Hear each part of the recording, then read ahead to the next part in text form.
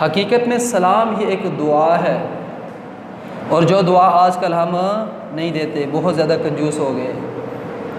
آج تو ہر آدمی دوسرے کو سلام کرنا بھی گوارا نہیں کرتا۔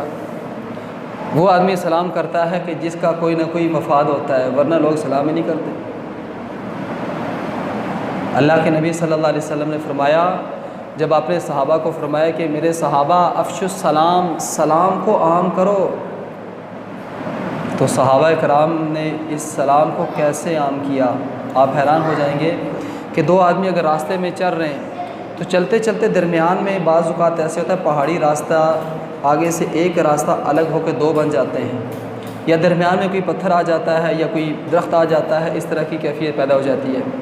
تو جب وہ ایک راستے سے آگے جب دو راستے ایسے ہو کر بنتے تو یہ دو آدمی الگ الگ ہو کر چلے جاتے ہیں، آگے جا کر پھر سلام کرتے ہیں۔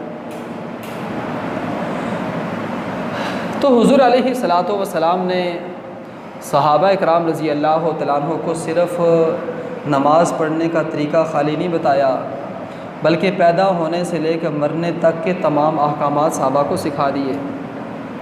تو آج ضرورت اس بات کی ہے کہ ہم بھی اس کو اپنائیں۔ دیکھیں صحابہ کرام نے جب ان چیزوں کو اپنایا تو پوری دنیا ان کے قدموں کے نیچے آ گئی۔ آپ دیکھیں ایک وقت وہ تھا کہ مسلمان بیت اللہ میں نماز نہیں پڑھ سکتے تھے، اور پھر ایک وقت وہ آیا کہ 22 لاکھ مربع میل پر حضرت عمر رضی اللہ تعالیٰ عنہ حکومت کر رہے ہیں۔ تو حضرت ابراہیم علیہ السلام نے سب سے پہلے اپنے ابا جان کو سمجھایا، ابا جان کے بعد پھر سمجھا کہ ہاں باقی لوگوں کو بھی سمجھاؤں۔ تو باقی لوگوں سے مخاطب ہو کر فرمایا کہ تمہیں کیا ہو گیا ہے؟ اذ قال لأبیہ وقومہ لم تعبد ما لا یسمع ولا یبصر ولا یغنی عنک شیئا، کہ تمہیں کیا ہو گیا، تم ایسے بتوں کی پوجا کر رہے ہو جو کسی کام کے نہیں ہیں، نہ یہ دیکھ سکتے ہیں، نہ سن سکتے ہیں، نہ بول سکتے ہیں، نہ کسی کا کوئی نقصان کر سکتے ہیں، نہ فائدہ کر سکتے ہیں، تمہیں کیا ہو گیا ہے؟ تو یہ بات کرنے کے بعد آگے سے قوم کے لوگوں نے جو جواب دیا وہ تھا قالوا وجدنا آباءنا لها عابدین، کہ ابراہیم ہم نے اپنے باپ دادا کو دیکھا وہ یہ کام کرتے تھے، لہٰذا ہم نے بھی یہ کام شروع کر دیا۔ آج بھی اگر کوئی آدمی اس طرح کے غلط کام کر رہا ہو نا، اس سے آپ پوچھیں آپ یہ کیا کر رہے ہیں، کہتے ہیں جی میرے ابا جان ایسے کیا کرتے تھے۔ اب ابا جان کی دلیل دینے والوں کو قرآن نے کیا جواب دیا ہے؟ قرآن نے کہا انتم و آباؤکم فی ضلال مبین، کہ تم بھی اور تمہارے جو باپ دادا تھے سارے گمراہی کے اندر ہو۔ اس لیے اچھے کام کے اندر آپ ماں باپ کی بات مانیں گے، لیکن جب مسئلہ توحید کا آ جائے، جیسے حضرت لقمان نے اپنے بیٹے کو نصیحت فرمائی کہ اے میرے بیٹے یا بنیا لا تشرک باللہ، اللہ کے ساتھ کسی کو شریک نہ کرنا۔ جب اللہ کی بات آ جائے گی، اگر ایک کسی کے ماں باپ اپنی اولاد کو غلط تعلیم دیں، مثال کے طور پر وہ کہیں کہ ہاں تو بھی بتوں کی پوجا شروع کر دے، تو بیٹا آگے سے سوال نہ کرے بلکہ وہ بھی پوجا شروع کر دے، تو یہ غلط ہے۔ ہاں اگر بیٹا آگے سے یہ کہے کہ واقعتاً بتوں کی پوجا کرنی چاہیے، کیوں کرنی چاہیے؟ اور جی اس وقت ہمارے پاکستان کے اندر بھی مندر بت خانے بن رہے ہیں، تو لہٰذا ہمیں حکومت کی بات ماننی چاہیے۔ تو یاد رکھیے اس معاملے کے اندر جہاں رب کا معاملہ آ جائے وہاں نہ ماں باپ کی بات ماننی ہے، نہ حکومت کی بات ماننی ہے، کسی کی بات نہیں ماننی ہے۔ اس کے علاوہ اللہ کی توحید کے علاوہ باقی تمام کاموں کے اندر والدین کی اتباع کی جائے گی، لیکن اگر ماں باپ بیٹے کو شرک کی طرف لے کر جائیں تو پھر بیٹے کے لیے، اولاد کے لیے ماں باپ کی بات ماننا ضروری بھی نہیں ہے اور ماننی بھی نہیں چاہیے۔ تو ابراہیم علیہ السلام نے سب سے پہلے اپنے ابا جان کو سمجھایا، ابا جان کے بعد پھر جو قوم کے لوگ تھے ان کو سمجھایا، لیکن وہ لوگ اتنے شرک میں آگے چلے گئے تھے کہ انہوں نے ماننے سے انکار کر دیا۔ ابراہیم علیہ السلام نے سوچا کہ اب تبلیغ کا جو طریقہ ہے اس کو تھوڑا سا تبدیل کرنا چاہیے۔ اب تبدیل کیسے کیا کہ ابراہیم علیہ السلام کی جو قوم کے لوگ تھے وہ ہر سال اپنے ایک میلے پر جایا کرتے تھے۔ اس مرتبہ بھی جانے لگے تو ابراہیم علیہ السلام کو دعوت دی کہ آپ ہی ہمارے ساتھ چلیں۔ اب دیکھیں باطل خواہ اس دور کا ہو یا آج کے دور کا ہو، ان کی تبلیغ کتنی زیادہ تیز ہے۔ آج اگر آپ دیکھیں آج کے جو غیر مسلم یا مستشرق ہیں یا پھر اس وقت کے جو قادیانی ہیں ان کی تبلیغ کتنی زیادہ تیز ہے۔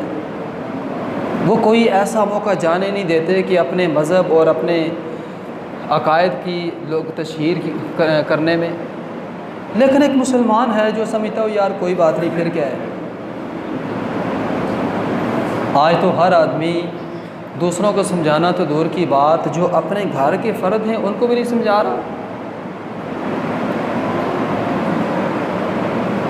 تو ابراہیم علیہ السلام سے قوم کے لوگوں نے آ کر کہا کہ آپ ہی ہمارے ساتھ چلیں، ہمارا بڑا اچھا پروگرام میلہ ہے تو وہاں آپ ہی ہمارے ساتھ آ جائیں۔ تو ابراہیم علیہ السلام نے آسمان کی طرف دیکھا، آسمان کی طرف دیکھا تو فَنَظَرَ نَظْرَةً فِي النُّجُومِ۔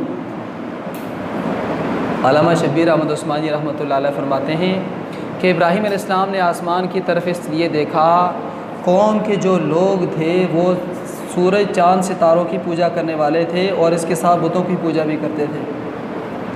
تو جب انہوں نے اپنا چہرہ آسمان کی طرف اٹھایا تو قوم سمجھی کہ ہاں ستارے نے ان کو منع کر دیا ہے۔ تو فرمانے لگے انی سقیم، میں بیمار ہوں۔ اب یہاں دو باتیں ہیں کہ ابراہیم علیہ السلام اس وقت بیمار نہیں تھے، لیکن انی سقیم، میں بیمار ہوں یہ کیوں کہا؟ پھر تو یہ ایک آپس میں بات کا ٹکراؤ آ رہا ہے۔ تو یاد رکھیے اس کے علماء نے مختلف جواب دیے ہیں۔ پہلا جواب یہ دیا ہے کہ بیمار کہتے ہیں کہ انسان کا جو مزاج ہے وہ اپنی جگہ سے ہٹ جائے، اس کو بیماری کہتے ہیں۔ مزاج کی درستگی کو تندرست کہا جاتا ہے۔ جب مزاج اپنی جگہ سے ہٹ جائے تو انسان بیمار ہو جاتا ہے۔ تو ابراہیم علیہ السلام نے جو یہ کہا کہ میں بیمار ہوں، تو آپ دیکھیں کہ ابراہیم علیہ السلام اللہ کے نبی، اور نبی کے سامنے لوگ ایک بتوں کی پوجا کر رہے ہیں، تو واقعتاً ابراہیم علیہ السلام کے دل کو کتنی تکلیف ہوتی تھی۔ یہ بات ان سے برداشت نہیں ہوتی تھی کہ اللہ کی زمین پر لوگ اللہ کو چھوڑ کر پتھروں کی پوجا کر رہے ہیں۔ اور دوسرا جواب یہ دیا ہے کہ دنیا میں کوئی آدمی بھی ایسا نہیں کہ جو کسی نہ کسی بیماری کے اندر مبتلا نہ ہو۔ بعض لوگ روحانی بیماری میں مبتلا ہوتے ہیں، بعض جسمانی میں ہوتے ہیں۔ تو ابراہیم علیہ السلام ان کی یہ چیزیں دیکھ کر بڑے پریشان ہوتے۔ اب قوم کے لوگ چلے گئے، جا کر اپنا جو بھی ان کا کام تھا کرنے کے بعد جب واپس آئے تو واپس آنے سے پہلے ابراہیم علیہ السلام نے کیونکہ اپنی تبلیغ کا جو طریقہ تھا اس کو تبدیل کر دیا۔ پہلے لوگوں سے کہا لیکن لوگوں نے بات مانی نہیں، تو اب انہوں نے تبلیغ کا طریقہ یہ کیا، تبدیل کیا کہ ایک کلہاڑا لیا اور بت خانے چلے گئے۔ جا کر دیکھا کہ ہر بت کے آگے، بتوں کی دو قسمیں ہیں، ایک ہے صنم اور ایک ہے وثن، سا کے ساتھ۔ صنم کہتے ہیں وہ بت جو کسی کی شکل پر بنایا ہو، وثن کہتے ہیں جو کسی کی شکل پر نہ ہو، ویسے ہی لکڑی یا پتھر کا ہو، ویسے ہی اس کو لا کر کھڑا کر دیا ہو۔ تو اس بت خانے کے اندر دونوں طرح کے موجود تھے، صنم بھی تھے اور وثن بھی تھے۔ رسول اکرم صلی اللہ علیہ وسلم کے پاس ایک آدمی آئے تو ان کے گلے میں سلیب لٹکی ہوئی تھی۔ آپ صلی اللہ علیہ وسلم نے فرمایا کہ یہ وثن گلے میں کیوں ڈالی ہوئی ہے؟ اس آدمی نے کہا اللہ کے نبی یہ تو سلیب ہے۔ فرمایا یہ سلیب نہیں ہے، یہ وثن ہے، یہ بھی بت کی ایک قسم ہے۔ تو یہ لوگ جب اپنے میلے کے اندر گئے تو ابراہیم علیہ السلام کلہاڑا پکڑ کر ان کے بت خانے میں چلے گئے۔ جا کر دیکھا وہاں ہر طرح کا بت موجود ہے، کوئی بارش دینے والا، کوئی اولاد دینے والا، کوئی رزق والا، کوئی پریشانیاں دور کرنے والا، ہر طرح کے۔ کسی کے آگے کوئی کھانا پڑا ہے، کسی کے آگے کوئی کھانا پڑا ہے۔ وہاں جا کر ابراہیم علیہ السلام نے کہا تمہیں کیا ہو گیا؟ ما لکم الا تاکلون، تم کھاتے کیوں نہیں ہو؟ تو یہ اس لیے نہیں کہا کہ ابراہیم علیہ السلام کا یہ عقیدہ تھا بت بھی کھاتے ہیں، لیکن ایک طنز کے طور پر یہ فرمایا۔ اب کلہاڑا پکڑ کر ایک ایک کا آپریشن شروع کر دیا، کسی کی ناک کاٹ دی، کسی کا کان کاٹ دیا، کسی کی گردن کاٹ دی، کسی کا پاؤں کاٹ دیا، کسی کا بازو کاٹ دیا۔ تو سارا جب سرچ آپریشن مکمل ہوا تو جو کلہاڑا تھا بڑے بت کے کندھے پر رکھ دیا، بڑے پادری کے، واپس آ گئے۔ قوم کے لوگ جب آئے تو آ کر سب سے پہلے بت خانے گئے۔ دیکھیں اس وقت کے جو لوگ تھے اپنے عقیدے پر کتنے مضبوط تھے۔ پہلے اپنے گھر میں نہیں آئے بلکہ پہلے کہاں گئے؟ عبادت خانے۔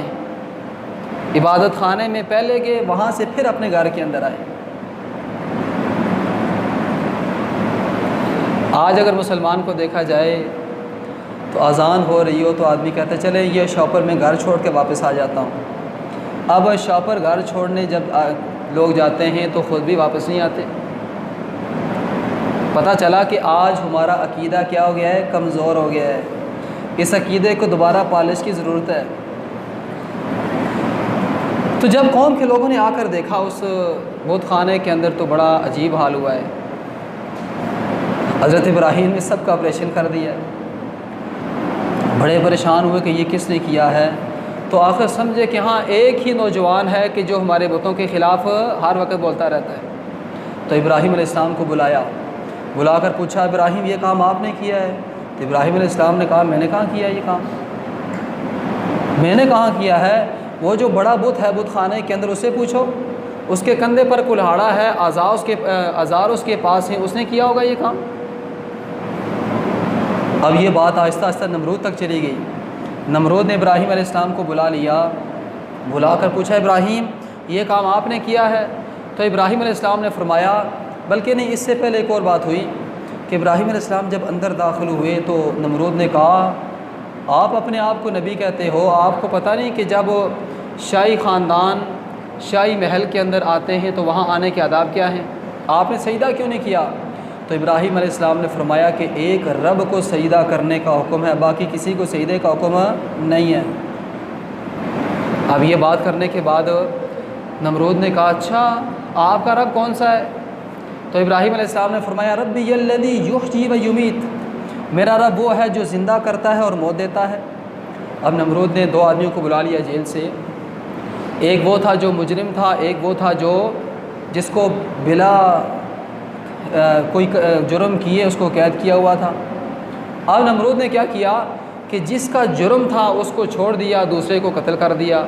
کہنے لگا دیکھو جس کا جرم تھا اس کو میں نے چھوڑ دیا، جس کا جرم نہیں تھا اس کو میں نے قتل کر دیا، جس کی موت کا وقت لکھا ہوا تھا اس کو میں نے زندگی دے دی، جس کا موت نہیں تھا اس کو میں نے موت دے دی۔ تو ابراہیم علیہ السلام سمجھ گئے کہ نمرود جو ہے یہ عقل کا اندھا ہے۔ ابراہیم علیہ السلام نے دوسری دلیل دی، فرمایا کہ فَإِنَّ اللَّهَ يَأْتِي بِالشَّمْسِ مِنَ الْمَشْرِقِ فَأْتِ بِهَا مِنَ الْمَغْرِبِ، کہ میرا رب وہ ہے جو سورج کو مشرق سے نکالتا ہے اور مغرب کے اندر غروب کرتا ہے، تو ایسے کر مغرب سے نکال مشرق میں غروب کر۔ فَبُهِتَ الَّذِي كَفَرَ، یہ بات سننے کے بعد آگے سے وہ حیران اور پریشان ہو گیا۔ اس کے بعد کیا ہوا یہ انشاءاللہ اگلے جمعے اللہ تعالیٰ ہم سب کو عمل کی توفیق عطا فرمائے۔ وَمَا عَلَيْنَا إِلَّا الْبَلَاغُ۔